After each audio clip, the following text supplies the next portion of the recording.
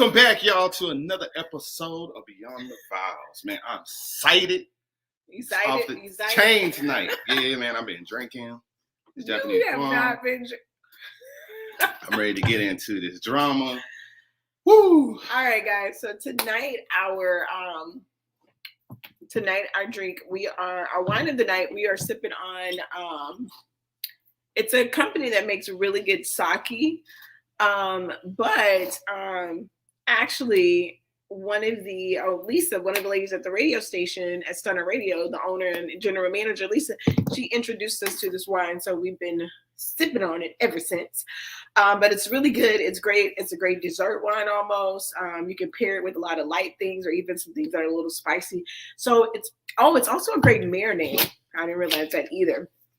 So awesome. You guys can go to Total Wine and pick some up.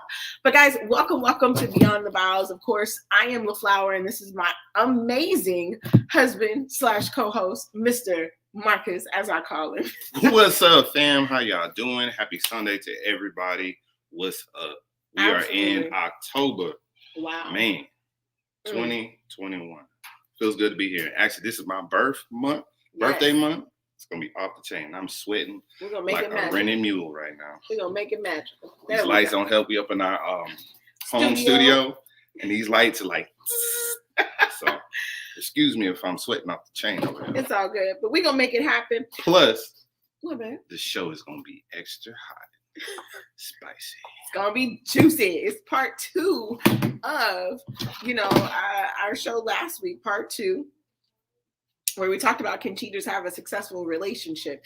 So guys, remember, if you are tuning in on any of our social platforms, please like, subscribe, and definitely share tonight's video. Again, this is part 2 of Can Cheaters Have a Successful Relationship? Also, yes, Mr. Marcus, wink, wink. So if you did not catch part 1 last week, definitely go back, find the replay, and on any of our social platforms and get caught up. But tonight we're gonna jump into it. So where did we leave off last week? Oh, we left off at the infamous phone throw Madden play. Oh. Yes. So let me get you guys caught up on what's going on. Yeah, if you missed last week, we'll give y'all a little bit. So basically, we're running down the beginnings of Marcus and LaFlower of Beyond The Vowz. And for all those that don't know, we've been together going on 10 years now. Mm-hmm. And it's been a tumultuous, but well-diverse, blessed 10 years. But the beginning was a soap opera. Yes. It was some hot mess. I don't even know where to start. So, baby, you want to tell me? Oh, I'll give y'all a recap. So, Marcus and I were talking about, well, let me finish sharing real quick. 1 second. If you guys haven't shared tonight's episode, definitely share, because it's part 2 on how we started. And the topic is, can cheaters have a successful relationship? And let me type that as I'm saying it. So while she typing it, so basically, make a long story short, Flower was in a relationship. We both were married, pretty much. She was married. I was married. She was separated. I was still in my marriage. We met each other on the job. We were going through issues in our marriage. So we found friendship, conversation, all the stuff we thought we were lacking in our marriage with each other at work. Started off as a friendship and escalated into things more. Well, we started hating each other at first. We didn't like each other. Yeah, go back and watch the first part. Right. You didn't know the details. Okay. Go back to the first part and find all the intricate details. But basically, we found each other at work. We, like she said, didn't like each other in the beginning, grew to be friends, and into something more. Right. And where we're leaving off right now is we had an on-again, off-again relationship. Yes. And we're at this point where we were like, we're calling it quits. We're done. We haven't seen each other mess with each other in months. Mm-hmm. And she's no longer with her ex. They're separated. I'm still at home with my wife. And this particular day, this was in August of, I forget what year. This is you know what? It was 2008. You said it was a Madden game or something. Right. It was 2008, August of 2008, because I had this particular day. It was August 28th. I remember because that's when Madden came out. And I went and picked it up from GameStop, got off work, picked up the game at GameStop, brought it home, took a shower, was sitting there getting ready to play the game, had it, sitting in the living room, chilling, just enjoying my evening. Ready to popped in that game, beat up had the the controllers in my hand, and here we go. But to give you a little detail, before then, me and her hadn't been dealing with each other for months. I basically called it off. We both agreed that it was time to. I called it off. No, you did not call it. We both was like, we can't do this. Me, y'all. We can't do this. It was not you calling it off. We decided that we can no longer do this. Either way, the relationship could not continue. We decided mutually that we could not continue it. And so we called it quits, and she went her way. I went my way. I invested my time and energy into my relationship, my marriage, trying to get things back on good terms. Everything was kind of going on the up and up. Me and her were in counseling. We had stuff going. We was in church, praying about it, doing all type of stuff. So we're here in August 28th. Right. Madden release. I'm at home, popping it in, getting ready to play. So earlier that day, I guess we had contacted each other. He called me earlier that day, guys, as he was actually shopping, at GameStop, picking up his game because he likes to reserve his games. So he was picking up his game. We had a brief convo, as you guys stated. Like I was like, okay, so let me clear this up. This is not like we have a relationship. Okay, we had stopped dealing with each other. We weren't talking to each other on a day-to-day basis. We rarely talked to each other at all. We were just like two shits passing in the night at work. Mm-hmm. We didn't have any dealings with each other. I don't know what behooves me this day to text and reach out to her on this day of the release. I guess because I was out and I was just checking up on her, see how she was doing. Nothing like, hey, let's get together, let's meet up or something like that. Put them eyebrows down. Like that. It was genuinely just checking up on her because I knew at this time she probably hated my guts. At this time, that's how I felt. You know what I'm saying? I didn't hate your guts. I just needed time away from you because when you're in love with someone, you guys know that you can't really be with 100%. Right. It takes a toll on you. It's like you really gotta, like I said, I took that time to just really reset, focus on, my children, my career, my faith, just totally reset and, and continue to be the person that I aspire to be without him. Right. And so, on this day, I'm gonna let y'all tell him what happened on his part. And then I'll tell you guys about the phone call that I got after the drama happened at his place. But, so come on, what happened? All right, so I'm sitting here. So I'm sitting here about to play the game.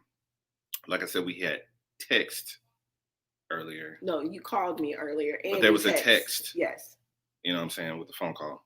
So like I said, my phone is in the bedroom, which is down the hall, and that's where my wife is at. I'm in the living room on the couch playing the game. Next thing I know, I hear fast footsteps coming down the hallway.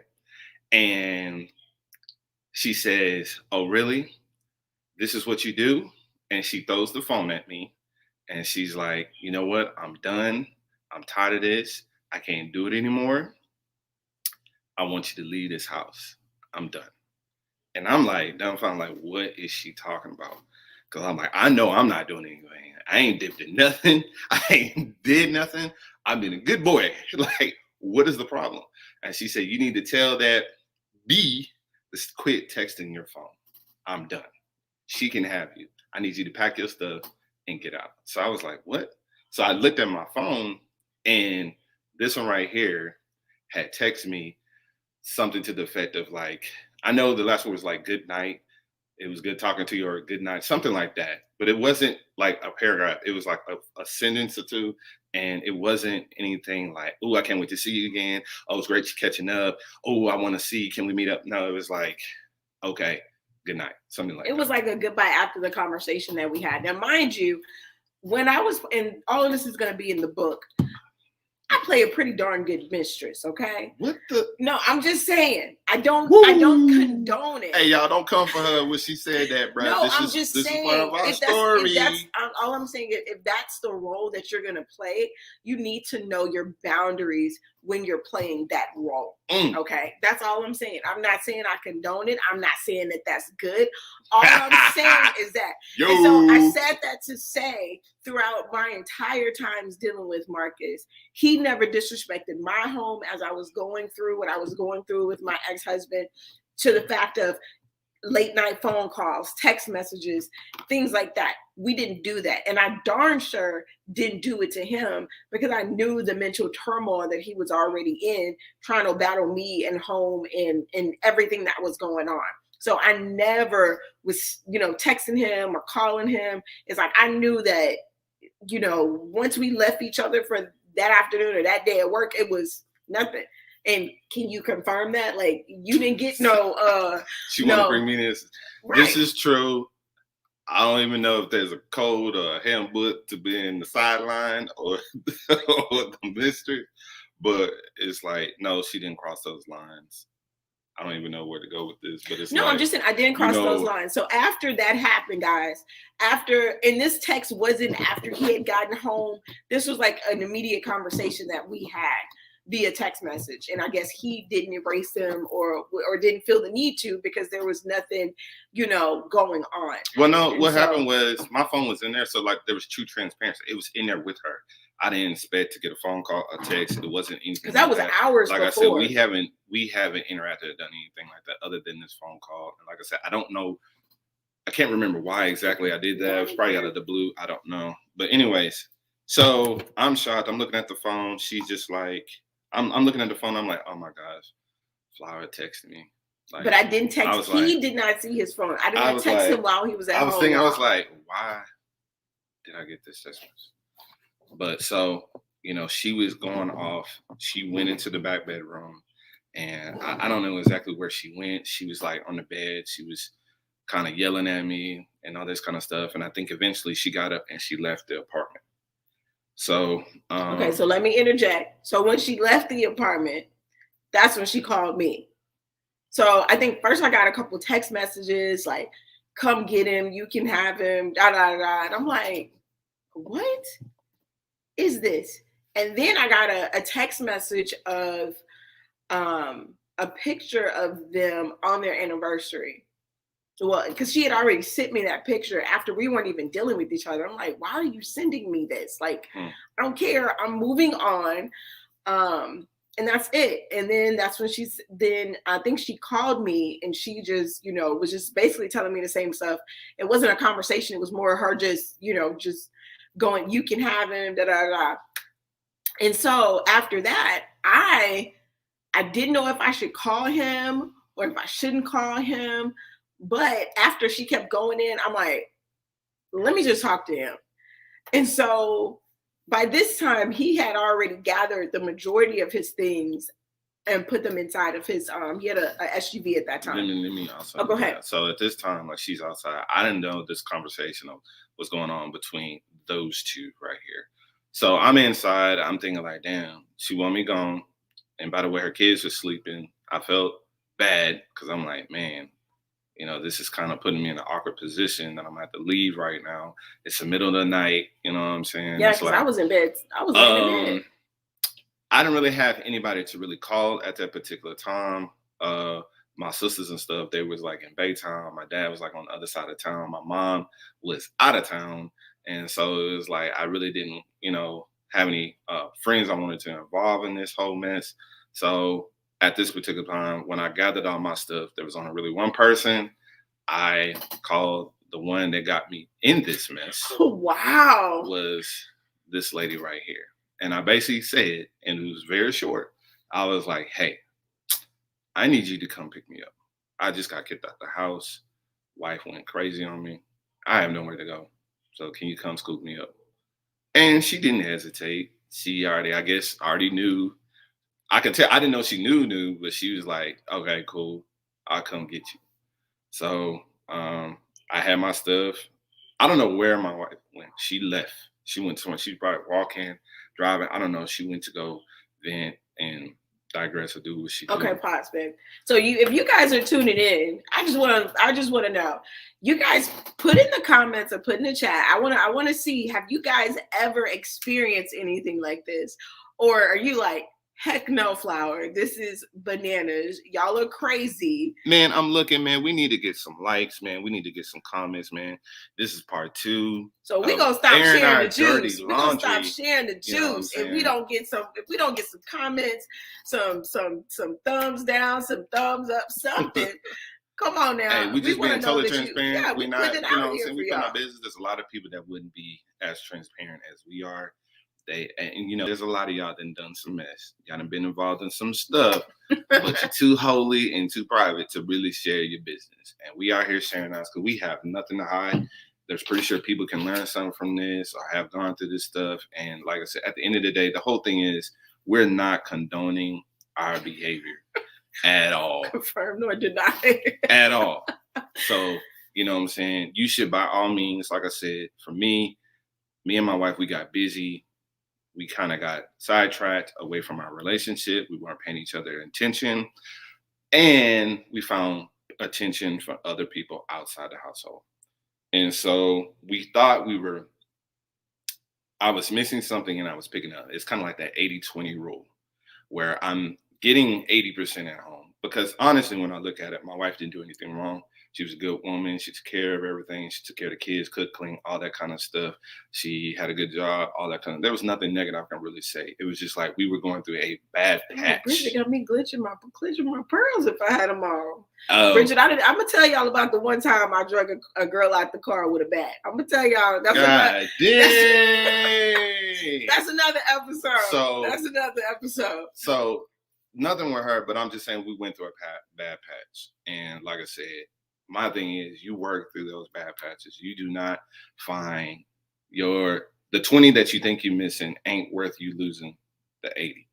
And, you know, the conversation, the attention, the love that I was getting outside the house, I could have had it in the house if I put my focus back in the house into my relationship. So like I said, I'm not condoning this behavior at all. This is a learning situation for myself, for my wife, and for everybody. It's just like, look, you need to work through your problems with your spouse, unless there is some habitual lying, infidelity. If this is a habit and it keeps going on and on and on, then yes, you got to do what you got to do. Right. You do. And I will say that even though you guys see us now, like we went through years of hell. Sometimes. This one right here, this one's work. I'm very much so a lot of work, and I know I'm work. You know you look work. At this. You know you work. So not only did we have to get over how we started, but we also had to build a foundation on what most people would think that something was sabotaged or something was tainted, right? Mm-hmm. Right. So So let me go on for this. No. So you was in what? Okay, so you called me. You had packed up everything. You were at the Walmart parking lot. So how did you get Walmart parking lot? Yes, you had packed up everything in the Durango, and I met you. I called you. You know what? I asked her, like, I was gonna have to come stay where. Of course, I had my own vehicle, my own ride, but I had nowhere to go, so I had to go to her house. Now, you were staying in. I was in transition. No, I was in the hood.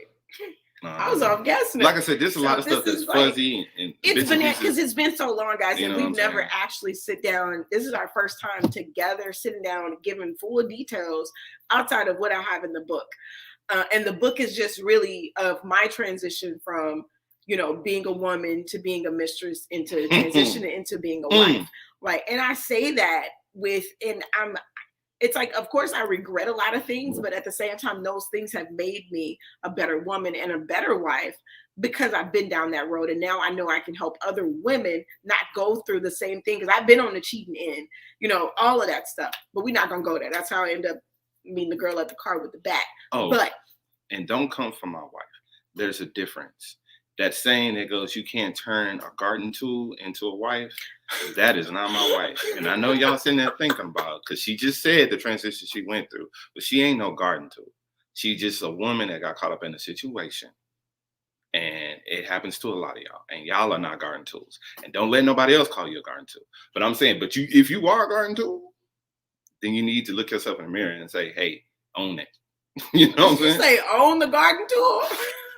Because I know people gonna be like, man, no, that's some garden tool actions right there, behavior. No, everybody get caught up. You know what I'm saying? Everybody falls short. You know what I'm saying? We go through a lot of stuff. So I'm just saying. Thank you, baby. Hey, everybody had their moment of weakness. They get caught up. But the whole point is to prevent that. Right. You know what I'm saying? Absolutely. Absolutely. And I think that a lot of things that in the book I talk about, you know, Anne and the Wife Chronicles that's coming out, in those books, I talk about things that led me to even being in a position of being a mistress, right?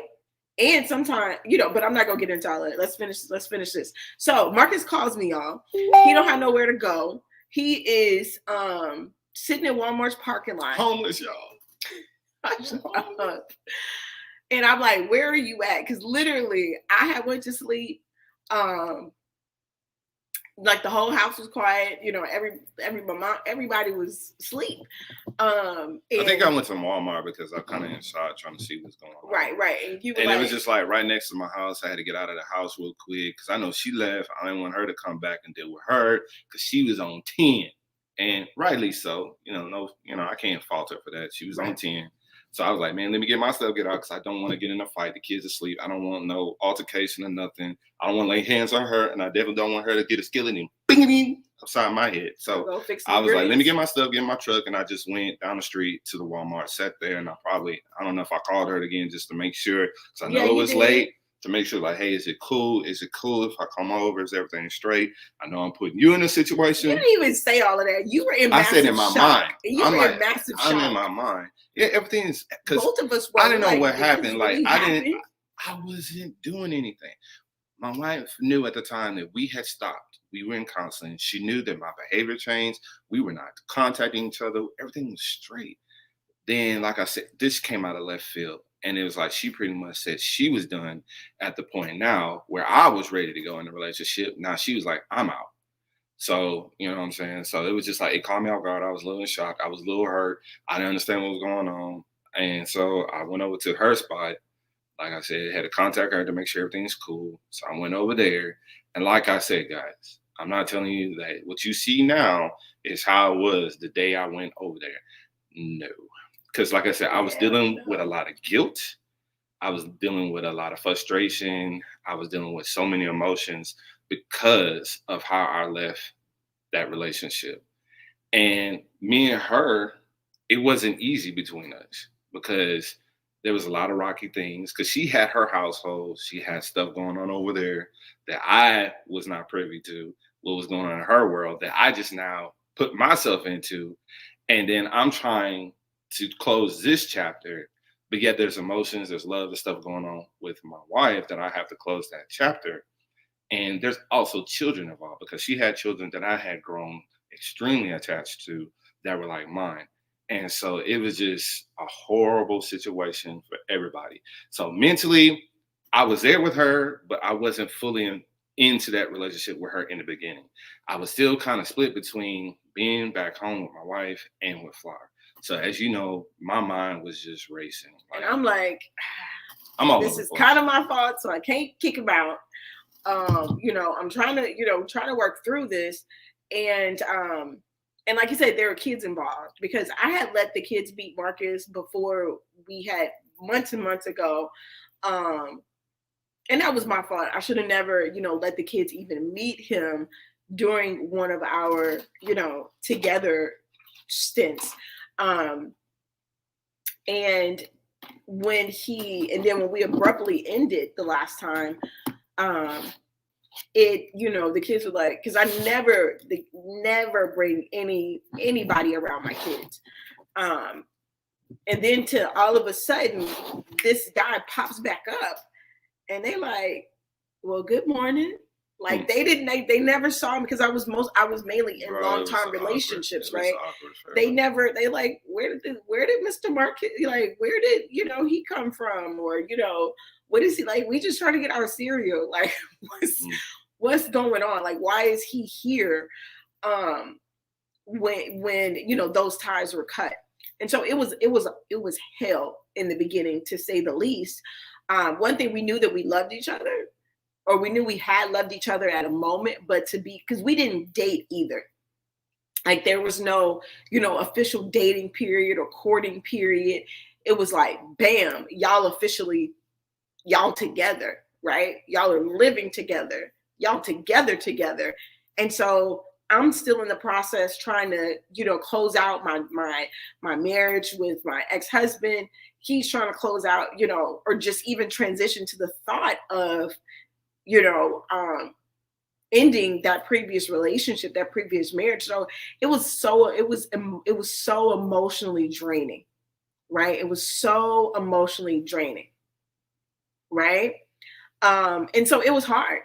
And then, I'm gonna tell you. I'm gonna tell y'all about the way. I'm gonna tell you. She got all the details, and that's what she do. It's all in the book. It's all in the book. I'm fuzzy on, but I can tell you this is a 2-year process, because I didn't officially get. This was 2008 when we were abruptly. No, baby, it was 2009. I said 8 in the beginning, so I guess it was 9. See, that's what I'm saying. I get fuzzy with it, but okay. So this is 2009. Mm-hmm. So no. Thank you, Bridget, because Zoe was born in 10. That's when I got that. So basically, it wasn't. Thanks, G. Thanks, so this Bridget. is not a 2-year process. I'm sorry. It was like a year and a half, because my divorce wasn't official until like almost 2011. It was like late 2010, right? So I've been dealing with this since 09. It felt like 08, but she says 09. So our relationship wasn't really fortified at that time. Right. We were living together. We loved each other, but it was like, I know for me, it was just like, my divorce ain't final. You know what I'm saying? And not that I was contacting my wife, my ex at that time, or dealing with her. Not after the first 4 months, he wasn't. So it was bananas, guys. It's bananas. And these are the things like you have to, because feelings get caught up. You go through so many things, like I hate him or I hate her. I don't want to talk to you. I don't want to talk to him, but yet I love him. I love her. So let me see what they got to say. I want to see if they're going to say sorry. I want to see, are they remorseful? And then when you see them, you're like, damn, I missed them. I want to be back together with them. So this is the stuff I'm going through. It was a lot. You know what I'm saying? So it was a drama. It was a soap opera. Right. And then coming into Flower's world, that, like he said, that was a whole nother factor. Oh, it was it? Because he had seen glimpses of Flower's world, but to be immersed in Flower's world, especially dealing with... Need some more wine. Especially dealing with my family, not just the kids, but dealing with my mama, dealing with my sisters, it's a whole package. Like, you just don't get Flower. You get all of us. Right. So that was a whole nother dynamic that Marcus had to really go through. But yeah, it was a lot, y'all. So I guess we're going to have to break this up into 3 parts, because, we're going to have to take a break on that 3rd part. We'll do the 3rd part in a couple of weeks, because I want to tell you guys, about the time I left a note on Marcus's car when he had went back over to the apartment. I want to tell you guys, she want to get all into the goddamn drama. I don't remember a lot of this stuff. You don't remember the note I left on your truck? No, I remember the note, but I'm like, all the details now. I mean, hey, I'm not innocent in this either. So I had went back, you know what I'm saying, to talk to her. This one right here actually was tracking me down, trying to see what was going on. No, you told me you were going to Walmart. So, like I said, this is when you're young. You don't know what you want. You're caught in between worlds, caught in between people and relationship. Don't do the multiple people thing. Stay with one person. That's what we're saying. Make your life easy. Love the one you with. Right. So we'll tell you guys, I guess in part 3, what happened when we finally, got divorced, when we finally were able to really start building the foundation. Because Marcus said it was really like we was almost in limbo for a couple of years in the beginning, because you're right. He was married. And he's got all the details. Yeah, I remember. That's how I'm able to write multiple She probably could books tell you what about my this. outfit was on that day. I couldn't tell you. You had on joggers. I mean, like sweatpants. But but And the crazy part is, my ex-husband wouldn't give me a divorce until after Marcus was divorced. So my divorce, even though my divorce process started before Marcus's, mine didn't conclude until after they had already signed a divorce decree. So it's levels to this thing, guys. And again, we're just sharing, we're just being transparent, in hopes that it would help somebody, so you can see that, yeah, things may be going bananas in your relationship right now, but really try to focus on can we work this out? Like, is it really worth it? I mean, we're not saying that it's impossible to build a life with somebody else, but are you willing to go through that? Because we both said, like, if we didn't have children in the beginning, like if we didn't have children together in the beginning of our relationship, then we probably wouldn't have stayed together, because we didn't know if we were strong enough to go through all the emotions that come when someone tells you, like, hey, I love you, but I'm not in love with you yet. That's hard. That's hard for someone to hear and to stick around. Like, hey, I love you, but I'm still processing this stuff. I'm not in love with you yet. That's hard. So we're going to leave it there. I know we got to take a break. So part 3 coming. So you guys light up the chat. Let us know how you guys feeling after part 1 and 2. But we got to go to a quick break. So we will be right back, guys, on Beyond The Vowz with Marcus and LaFlower. Stay tuned. Life is better when you are living on purpose, but many times we get stuck in the rat race and in the mundane task of our day-to-day lives, causing most to lose sight of their purpose. That's why certified life coach, inner healer, and business strategist LaFlower Bowie is here to help you get calibrated to your calling through proven systems, techniques, and resources. Order a copy of her book, Principles to Reposition, to assist you with your journey, or schedule a free clarity session to kickstart the journey. After these sessions, clients have stated they found clarity and opened their eyes to things they had long forgotten. So get social and follow LaFlower on all social media platforms at LaFlower Bowie. And don't forget to mention Stunner Radio sent you. Hey guys, welcome back to another episode of Beyond The Vowz. We have been rocking it out with at least to say so that she. Yeah, I mean, she didn't know exactly where I went, but she knew that I was probably, I'm gonna say yes. She probably knew I was with her, or I had called her, because she had called her, and during this whole ordeal, she knew that I was with Flower. During this whole ordeal, like these years before our divorce, our separation and stuff, she knew I was in a relationship or was with Flower. And I can tell you guys, especially from a man's point of view, I was going through a lot of guilt. So don't think that if the man in this whole triangle is not going through emotions, he is.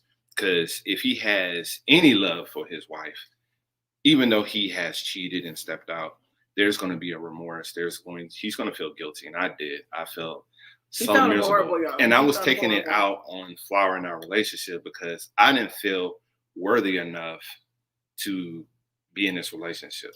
I didn't feel like God was going to bless me for being in this relationship, leaving my wife, a perfectly good marriage, to be in another relationship. I was being selfish. I wanted my cake and eat it too. So I felt like this relationship was going to be damned from the beginning.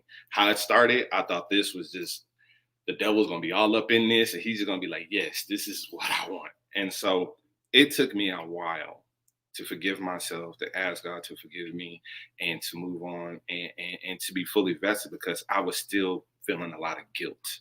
I was hurt. I hurt myself. I let myself down. I let her down. And when I had a conversation with her, I had called my ex-wife to talk to one of my kids that she has on their birthday or around their birthday. She basically told me that I'm no longer their responsibility. I mean, I don't need to contact her to talk to them at all. And that kind of hurt me, because those kids love me. I love them. I built a foundation, a relationship with them. And I still wanted to be present with them, at least have a conversation with them. And she denied me that. She said no. And so that really hurt me. It's seeing me down a little spiral. And I was just like, man, I'm not going to be good right now. Right. Because I got some kids out there that's going to be like, one day, just like I popped up in their house and her kid is like, oh, who's this? They went from, where's daddy? He's gone. And that was a horrible feeling. And I carried that for a long time. Mm-hmm. It took a while. And then on top of it, she hated my guts. And so it was like, to move on with her, I had to be good spiritually with myself. I had to let things go.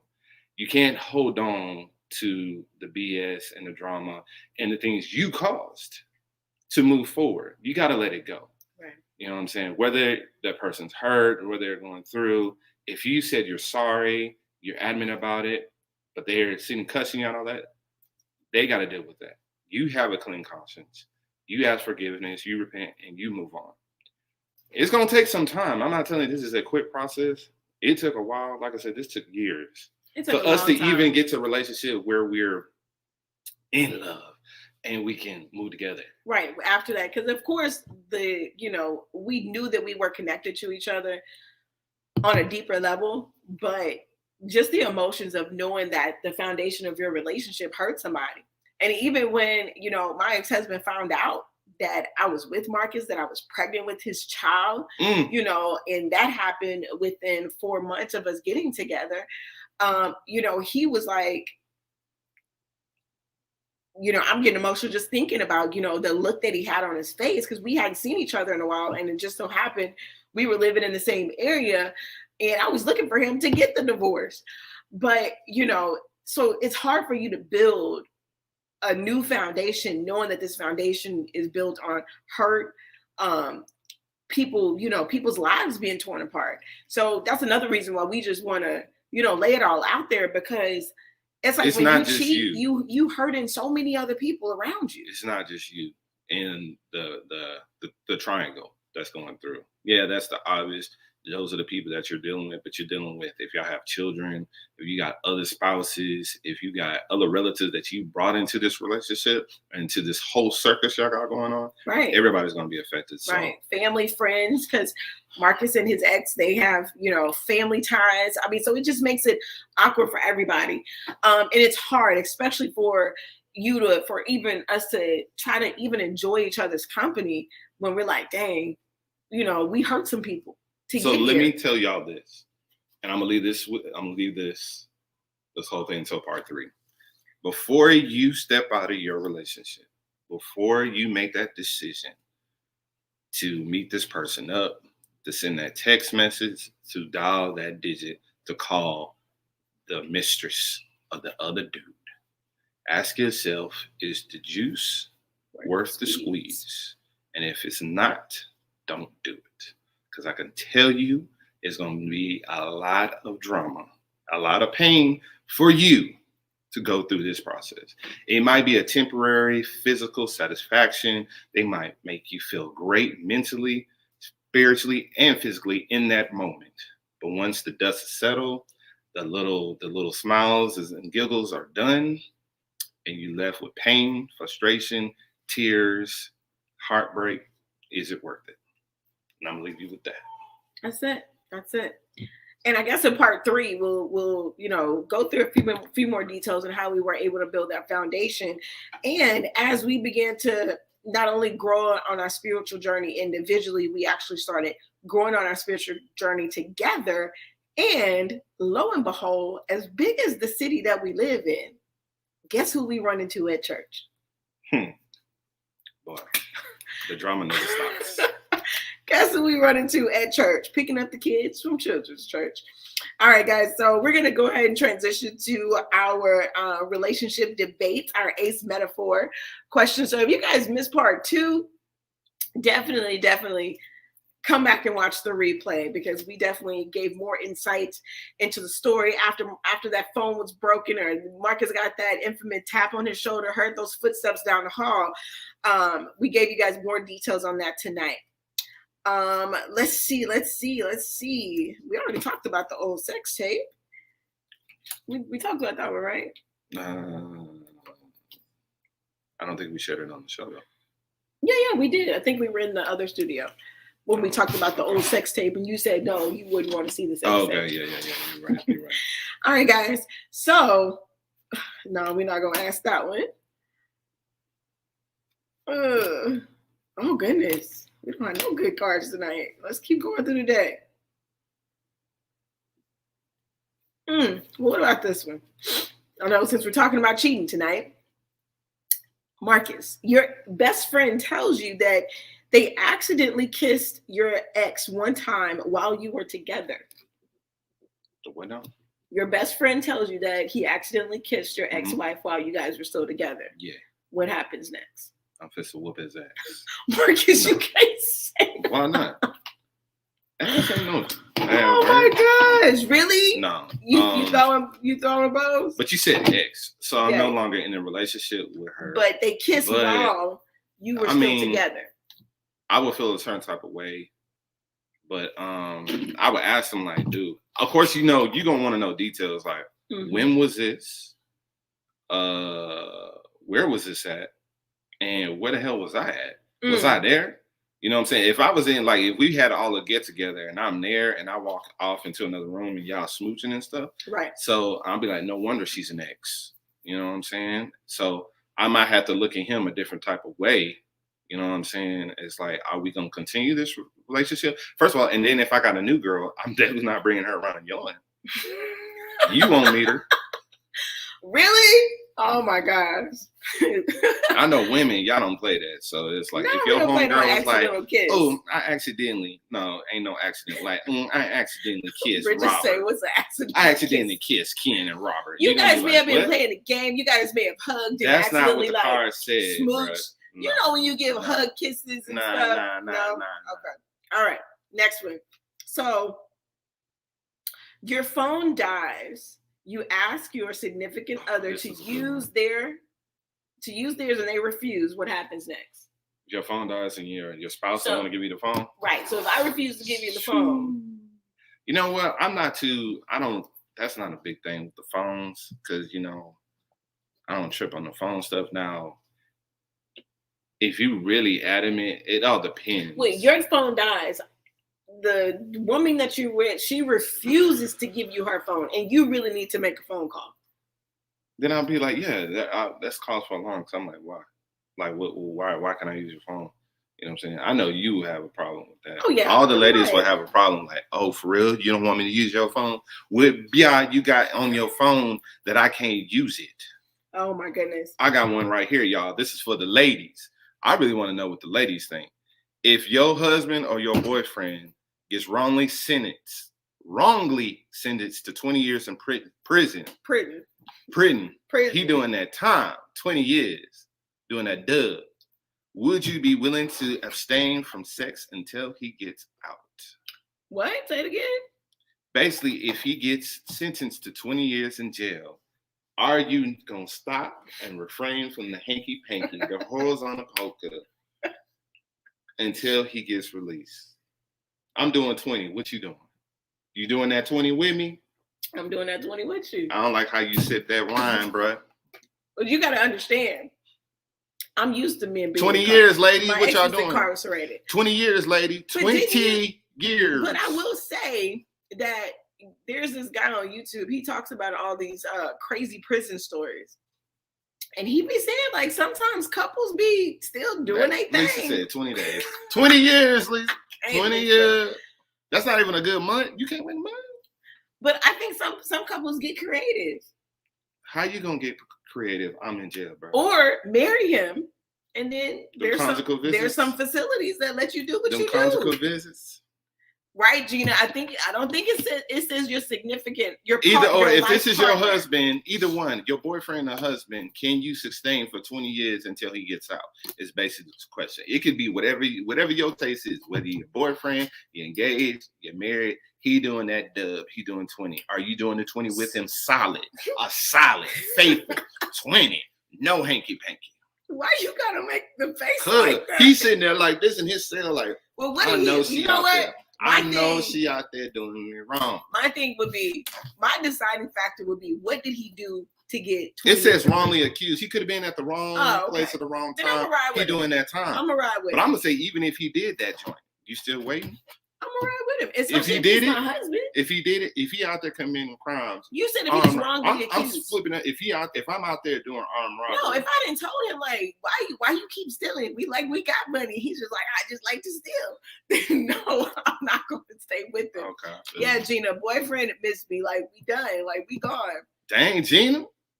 Oh, yikes, Marcus, this is for you. Rank these in order of importance. What's that? You ready? Yeah. Mother, best friend, child, spouse. Oh, for me right now, it's that. And a child who is not, never mind. Mother, best friend, child. Let me see this. Spouse. I gotta see. Okay, I can tell you that easy right now. Easy right now, bro. I'm ranking this. So if these people are hanging off the cliff, who I'm saving first? Oh my God. That's how I gotta look at it. Or who's drowning right now? Who I gotta get out the pool first? Who would y'all rank? Everybody on the boat. The boat's topples over. Everybody in the water, and I'm sitting here like, damn, who I gotta get first? So before Marcus gives his, I want to know who you guys? Who you say? getting, bro? No, I don't want to know. Mother, best friend, child. Are we gonna say spouse? I know for her, I'm down on the bottom, bro. She getting women, y'all getting them kids, and you getting your mama. You getting them. Hold on. Y'all getting them kids and your mama. Mother, You getting your kids and your mama out of there. For me, off rip. Hold on, give him a second. Mother, best friend, child, or spouse. So for me, it's gonna be my spouse first, of course. It's gonna be my spouse. Then one of us is gonna get the kid. No, that's just you. You getting this. Oh, in order. So it's gonna be my spouse. It's gonna be my child. It's gonna be my mother, and then the best friend to be last. She can't even do the assignment right. So definitely for me. What you mean I can't do the assignment right? I did it. So right. Definitely for me, I'm getting my wife out the water for sure. Because I can come help you. That's that's my life partner. This is my love of my life. As the Bible says, you will leave your mother and father and be one with your wife, with your spouse. So she is priority number one. So I'm getting her ass out the water first. Then second, and this is a close second, I'm gonna be honest with you. I'm getting my kids, I'm getting my child out because that's my seed. This is my child. This is my lineage. This is my legacy. They gotta survive. So I gotta get my kids out. Now I'm getting my mother out. I know this might be called. I'm getting my mom out. The card. I'm getting the other two first. I'm getting the other two first. She didn't live a good life. She old, but I'm gonna get her out the water. I'm saving my mama and then the best friend. This says in order of importance. You took it to a drowning situation. I told you I'm getting spouse, my child, my mother, and best friend, and I explained why. Okay. Now I'm curious to know, even if you guys watch the replay, how many of you guys would do a different order than me and Marcus? Like some of y'all might get your best friend now. Or would you get the kids first? All right. Let's see. These must be the ones. Want to do this one? Oh no, it's sensitive, bro. Okay, so we're gonna pass on that one. It's too sensitive, bro. We gonna pass. Lisa saying I'm not doing that. Oh, okay, I got one, y'all. I got one. What you got? What you got? And then we're gonna leave this at that. This is gonna be a long conversation right here, bro. Oh Lord. So if you broke up with your significant other less than a week ago, and they're already on another date or already in another relationship, what does that most likely mean to you? And how do you feel? Now, I'm guessing I'm not going to say like a marriage, but I'm saying if you're dating somebody and y'all broke up and they've already within a week or two have been seen, or somebody told you like, girl, or hey, bro, I saw your girl or your dude, they're already out on a date and they look really chummy. How you gonna feel about it? I mean, for me, it would definitely be like it's fresh. Well, I think this because there's I did a video on this a couple months ago. There is times when your spirit, your soul, your connection has already left the situation. Like you just physically there, but everything else is gone. And I think in this instance, whatever emotions, feelings, spirit, they were already gone out of that situation. And so that's what made it so easy for them to pick up and move on. It's like, because there are a lot of people, and if y'all are in y'all relationships like this, fix it or end it. Right? Because if you're not married and you're in just a relationship and you're physically not there, spiritually not tuned in, if you already gone, and if you could have said, yeah, I'll be with somebody else in a week, fix it or end it. You know what? I think everybody will go through something like this. You or think have so? gone through. Because I've always been a true believer that there's somebody in a relationship, especially when you leave the relationship, that's gonna have more feelings than the other. So you think one's gonna be completely clocked out and the other one is not. They're still either gonna be holding on, they're gonna still try to get it back together, but there's gonna be one that's just like, I'm out, I'm good. Whether it's the guy or the girl. And I think everybody has gone through this or will go through this, where it's like you still tender. You know what I'm saying? You might be kind of over it, but you still like, especially if y'all been together for a long time. Well, do you think that if you realize that you were at that phase in a relationship, and we know, like we just said, for marriages, if you feel like you're getting to that point, then you need to talk to your spouse. You need to look in the mirror. Clock out? Yeah, if you get to the point where you feeling like, I'm not fully vested in this thing, and you're like, I don't love you the way that I used to. And if you're married, try to fix it, of course.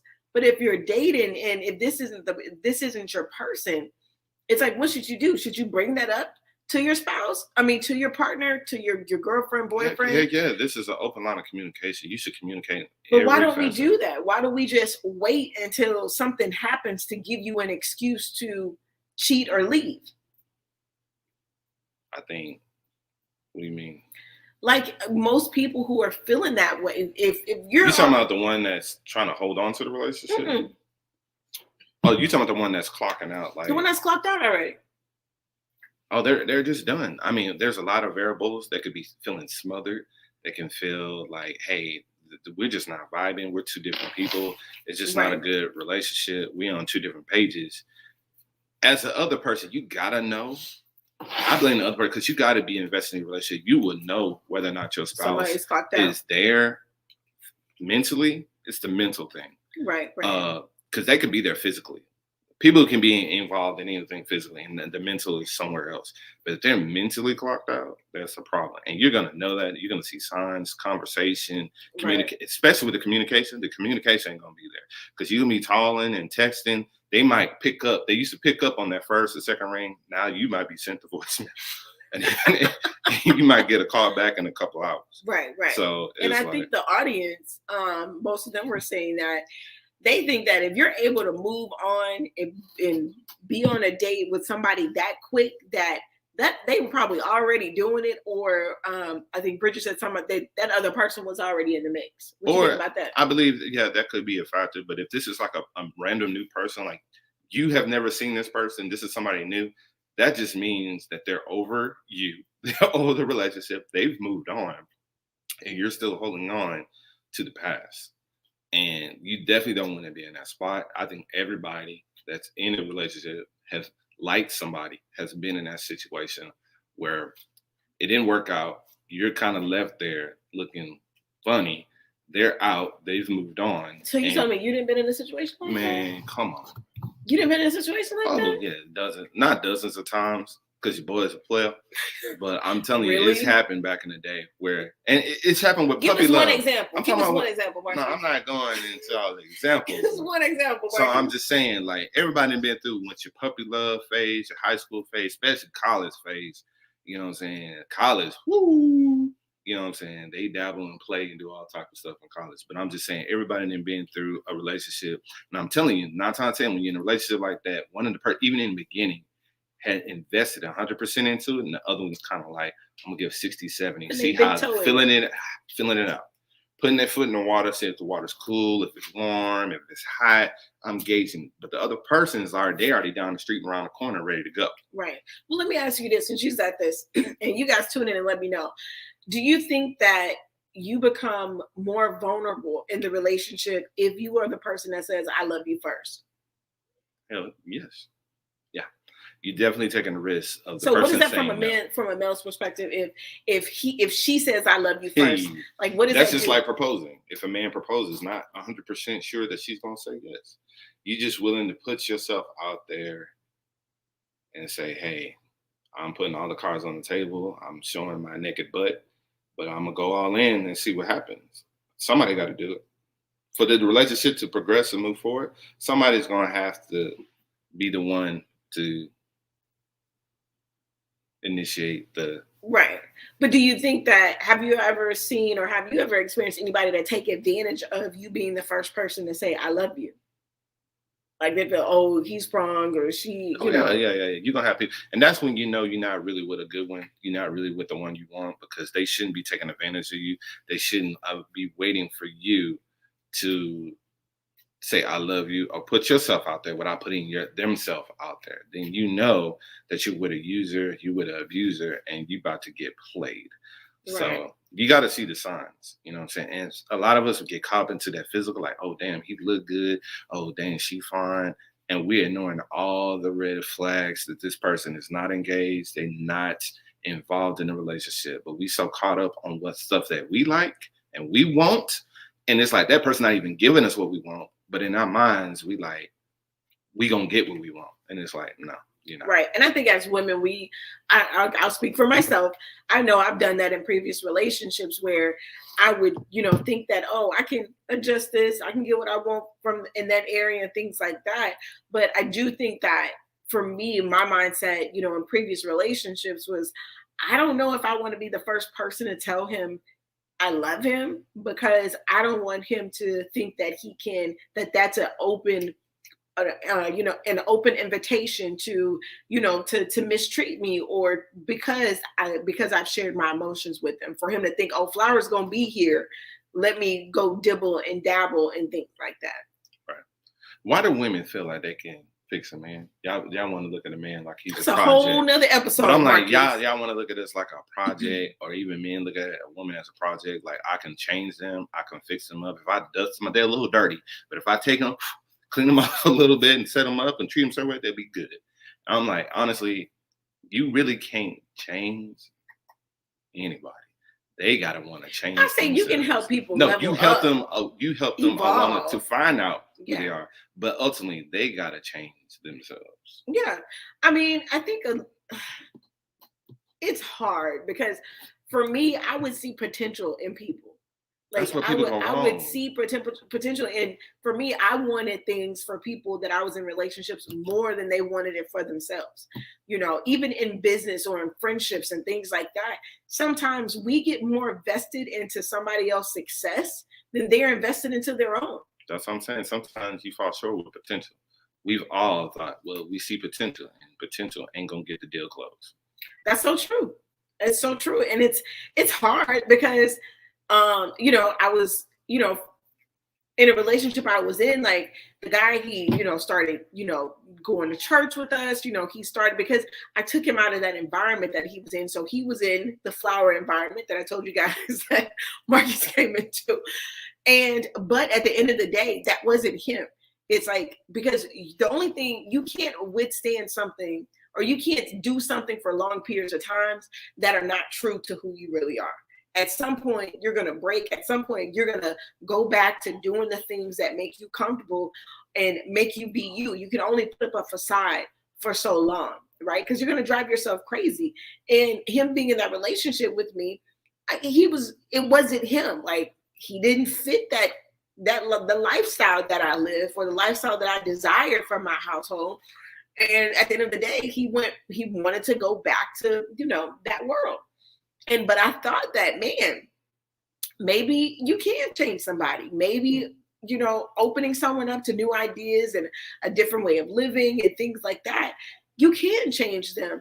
But his desire to do those other things were stronger than his desire to, to stick it out with the family. You know that old saying, you can take the boy out the country, but you can't take the country out the boy. Yes, sir. So I'm saying the whole point is you can show a person another world. You can show them another way of life, a different scenery, different neighborhood, different lifestyle. But at the end of the day, it's about them, whether or not they receive it, they accept it, and that's what they want to do. Like I said, I wish these ladies out here talking about, I'm going to change him, I'm going to mold him into the man I want him to be. And I'm like, baby, he's not there yet.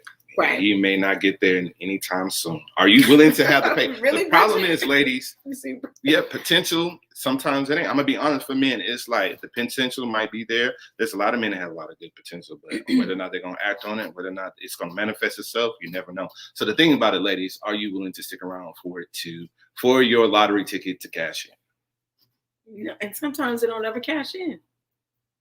Sometimes you never hit those numbers. And you know what's sad is that it's like, because we think that, and for me, or a lot of women that I've talked to, we think that because you got that good, just being honest, you think because you got that good, it's gonna keep him acting right. Yeah. You think that, and that's so not true. That's so not true, you know. But I know we gotta wrap it up. For sure. It's about time for us to go. That hour went by quick, didn't it? Super quick. Yes, it did. Super quick. We talked about a lot tonight. Yes, we did. broke y'all off on part 2 of Can Cheaters Have a Successful Relationship, giving y'all the real deal, showing everything. We out here in the street showing everything, y'all. So we also went over some relationship talks. We talked about, you know, what happens if your best friend kisses your ex. We talked about, you know, how would you rate some of the most important people in your lives? That card should be a whole nother show topic, because that rating of importance, when it comes to your mama, your kids, your spouse, you know, your best friend, that rating of importance can cause some major damage in your relationship. And you don't even realize it because your loyalty is out of order. Your house is out of order. Right? Appreciate it, Bridget. We're not going to start preaching tonight. It's time to go. But guys, we appreciate you tuning in. Thank you, Bridget. Appreciate you, girl. We love you guys. We hope that you shared on whatever social platform that you're watching on. And just remember, never, ever settle. Always take it to the next level. Until next time, peace. Good night, guys.